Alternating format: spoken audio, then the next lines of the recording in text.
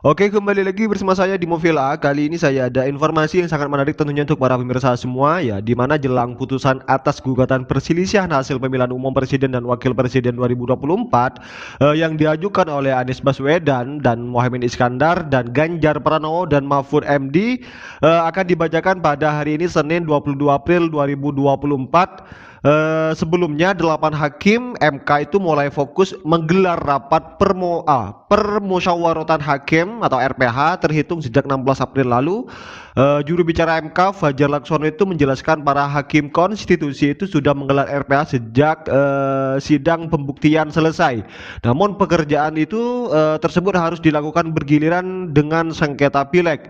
Dan Fajar juga memastikan RPH itu merupakan agenda tertutup, baginya apa yang terjadi dalam RPH sepenuhnya itu bersifat rahasia. Dan di sini sudah banyak beberapa tim hukum dari kubu 01, 02 dan 03 itu sudah mulai masuk Ini dalam penting buat ruangan. bangsa, buat anak cucu kita, karena tidak ada sistem yang lebih baik dari demokrasi. Walaupun demokrasi bukan segala-galanya, tapi ya demokrasi adalah jalan yang paling memungkinkan kita untuk melakukan check and balance, melakukan social control. Ya. Jadi ya untuk itu kita berdoa dulu. Oke, tampaknya ini sudah dari tim kubu 03 ya. Di pasangan Langsung ini tim hukum 02. Ya, namanya Bang Oto kan Hasibuan. kita sudah berjalan perkara ini, kita kan tahu kita ada intuisi, feeling dan analisis kan, sehingga ya kami berharap mudah-mudahan gugatan itu permohonannya itu ditolak lah. Gitu.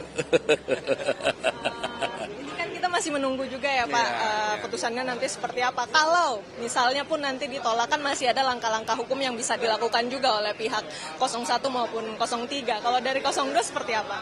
Saya kira kalau udah ada putusan ini sudah tidak ada lagi langkah hukum lain, sudah final and binding kan.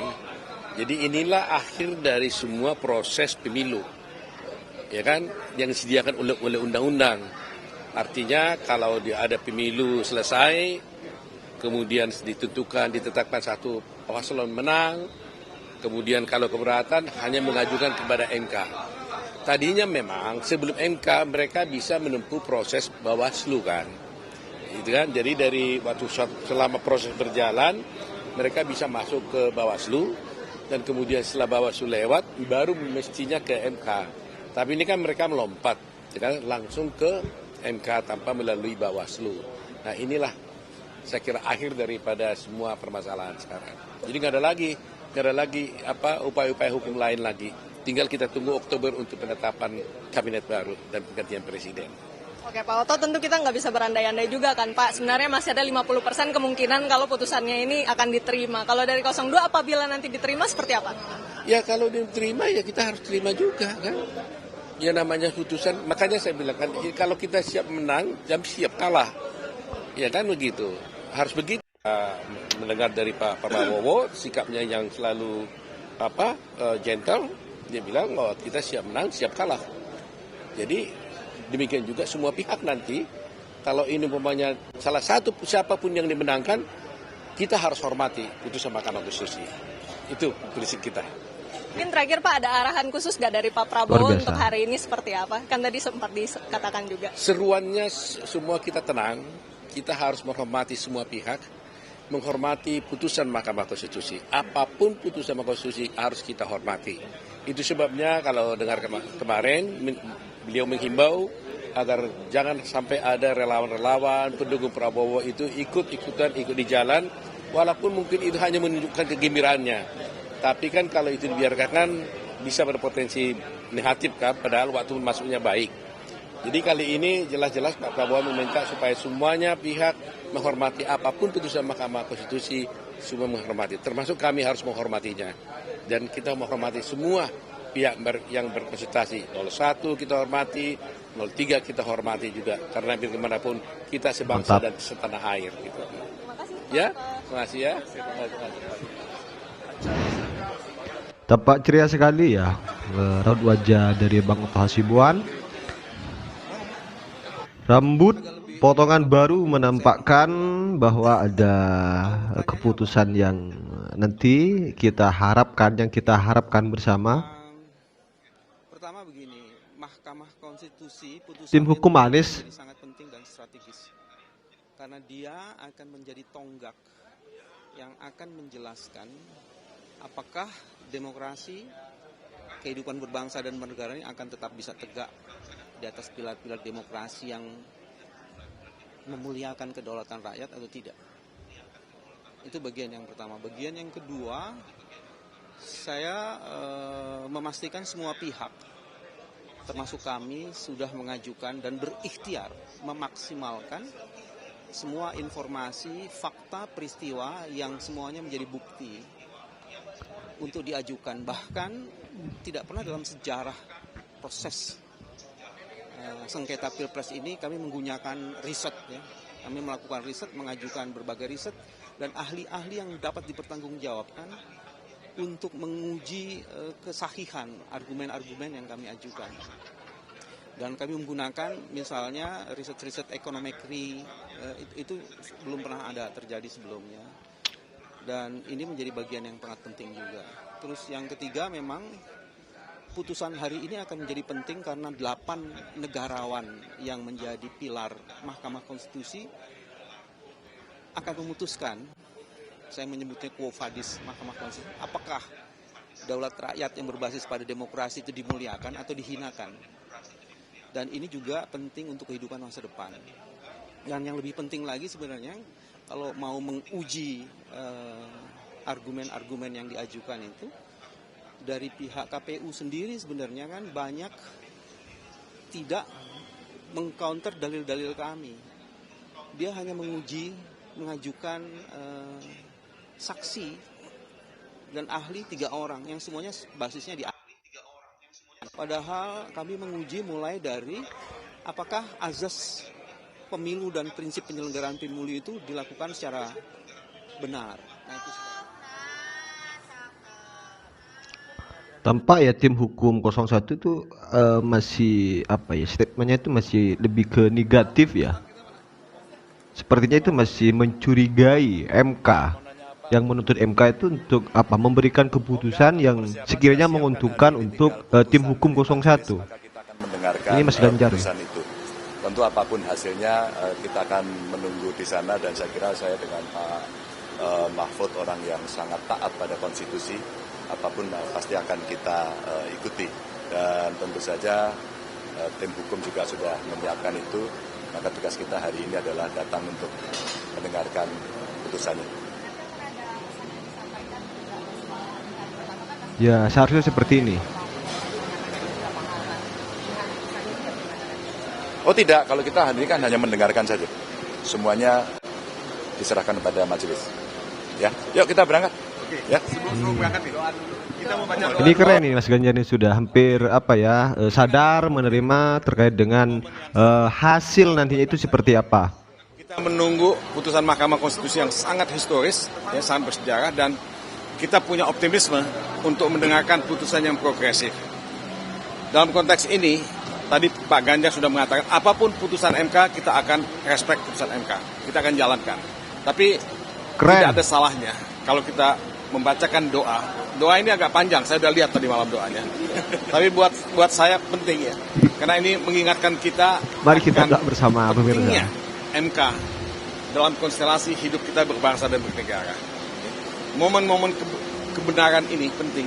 Karena kita bisa bertanya pada diri kita, sejauh mana kita jujur terhadap diri kita. Sejauh mana kita jujur terhadap Tuhan yang Maha Esa. Sejauh mana kita jujur terhadap konstitusi. Sejauh mana kita jujur terhadap demokrasi. Kita ingin ya sampaikan pada kesempatan. Pak Magdir ini Rois Aamnya TPN, Magdir Ismail. Jadi ya, dia akan kasih khotbah, ya kan, di Masjid Istiqlal. Oke, ya, terima kasih. Assalamualaikum warahmatullahi wabarakatuh. Saudara-saudara, saya ingin kita berdoa menurut cara Islam. Tapi sebelum kita berdoa, ya, mungkin saya rasa cukup dulu ya terkait dengan ini. Nanti apapun hasilnya di MK, saya langsung informasikan kepada pemirsa semua. Dan jangan lupa juga tekan tombol subscribe-nya biar kalian tidak ketinggalan nantinya informasi-informasi terbaru dari channel ini seputar hasil keputusan Mahkamah Konstitusi terkait dengan sidang sengketa hasil Pilpres 2024. Ya, saya cukupkan dulu ya pemirsa semua. Ya Allah, ya Tuhan kami yang maha besar dan maha mengetahui, tidak ada henti-hentinya kami menyeru kebesaran nama-Mu ya Tuhan. Tidak pula kami berhenti mengharapkan anugerah dari-Mu ya Tuhan. Tidak pula pernah kami berhenti mensyukuri nikmat yang Engkau berikan ya Tuhan. Seperti kami tidak pernah berhenti berdoa di siang hari dan malam hari dalam keadaan sepi dan ramai, agar Engkau mengabulkan doa kami, terutama berhubungan dengan ikhtiar kami mencari keadilan dan kebenaran bagi bangsa kami. Jadikanlah ikhtiar kami di Mahkamah Konstitusi ini sebagai amal dan kebaikan kami dalam pengabdian kami untuk bangsa ini. Berikan kekuatan dan keteguhan hati kepada kami dalam menegakkan kebenaran dan keadilan ini ya Tuhan. Lindungi dari segala bentuk pengaruh buruk, baik yang datang dari manusia atau yang datang menjadi musuh kami.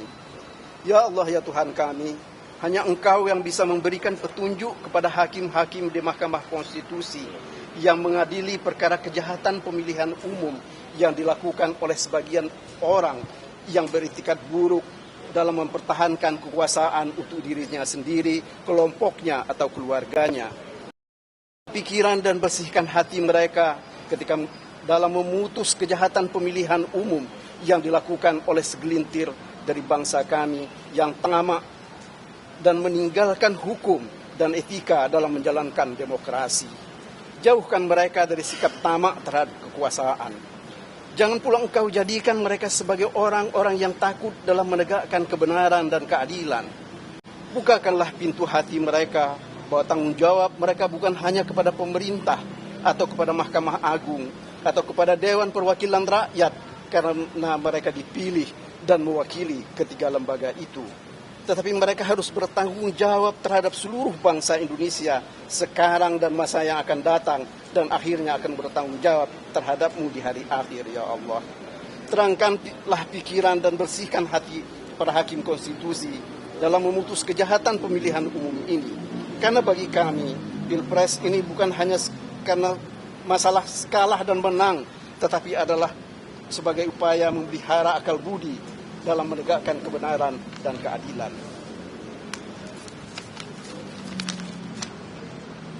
Bukakanlah pintu hati dan pendengaran para hakim konstitusi untuk memahami bahwa Pilpres 2024 bukan untuk menegakkan kekuasaan yang hendak dibangun oleh tirani atau membangun dinasti, tetapi adalah upaya menegakkan demokrasi yang telah direbut dengan darah dan air mata bangsa ini. Tunjukkanlah kepada mereka, sekecil apapun kejahatan itu adalah tetap kejahatan, dan kejahatan itu selalu mendatangkan kemudaratan. Bukakanlah pintu hati mereka yang secara sengaja melakukan kesalahan untuk bertobat dari kejahatan yang telah mereka lakukan, karena telah memutus perkara nomor 90 tahun 2023. Berikanlah terang kepada mereka bahwa demokrasi di negeri ini telah dibajak oleh orang-orang yang tidak pernah berbuat dalam melawan kesesatan dan kejahatan di bumi pertiwi ini.